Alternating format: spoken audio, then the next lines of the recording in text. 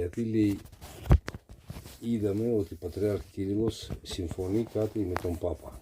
Ναι, Και γι' αυτό δεν θέλουμε να τον μνημονεύουμε. ναι. Και εμείς φύγουμε και προσευχόμαστε στα σπίτια μας. Και λέει, βγήκε ένας, λέει, βασιλιάς Ζώσιμα. Πώς? Ζώσιμα στη Ρωσία. Βγήκε κάποιος βασιλιάς Ζώσιμα, που και αυτός δεν μνημονεύει και μαζεύει, λέει, τα τέκνα που φύγαν από τον Κύριλλο και τους μαζεύει όλους και προσευχόμαστε με αυτόν. Είναι σωστά? Κόβουμε το μνημόσυνο, αλλά δεν φεύγουμε από την εκκλησία. Церкви Δεν нельзя κάνουμε уходить. δική μας εκκλησία. Αυτός δεν ξέρω τι πιστεύει, τι κάνει. Мы можем помолиться дома, но не идти в какую-то церковь, кто туда взял ее и создал. Как Но вот они, Зосим. они дома, Он и, Зосима они знать дома и не службу знает. делают. Они дома делают службу, они не ходят в какую-то церковь.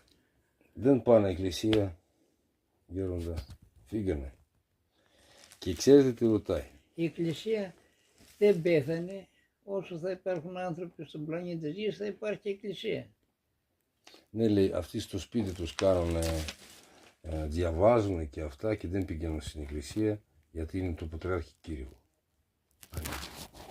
Γιατί λέει είμαστε φημωμένοι με τον Πατριάρχη Κύριλλο επειδή κάτι ενώνει και αυτά.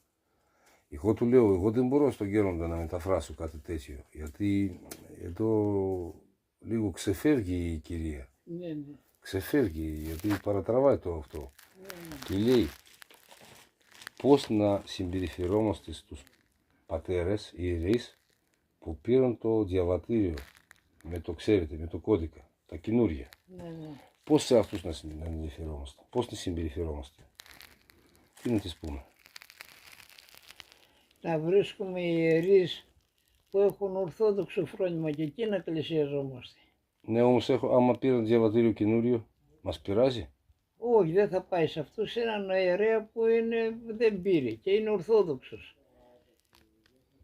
Αν πούμε μην πηγαίνετε στην εκκλησία πουθενά, είναι σαν να λέμε εκκλησία πέθανε, δεν υπάρχει στον πλανήτη της Γης. Αυτό είναι αίρεσης. Ναι, Όσο θα υπάρχουν άνθρωποι στον πλανήτη της Γης θα υπάρχει και εκκλησία. ναι. Γέροντα, πώς να συμπεριφερόμαστε στους συνανθρώπους μας που πήραν καινούριο διαβατήριο? Πώς? Θα Εκείνοι. προσευχόμαστε για αυτούς. Αλλά δεν θα τους μεσούμε, δεν θα τους διώξουμε. Πώς? Αυτοί που πήραν καινούριο διαβατήριο, καινούριο ταυτότητα, Ναι, ναι. πώς να συμπεριφερόμαστε? Αφού έχει του γράμματο του σωτανά εκεί, Ναι, ναι, ναι. πώς να συμπεριφερόμαστε? Αυτό ρωτάει. Θα τους λέμε ότι αυτό που κάνετε δεν είναι σωστό.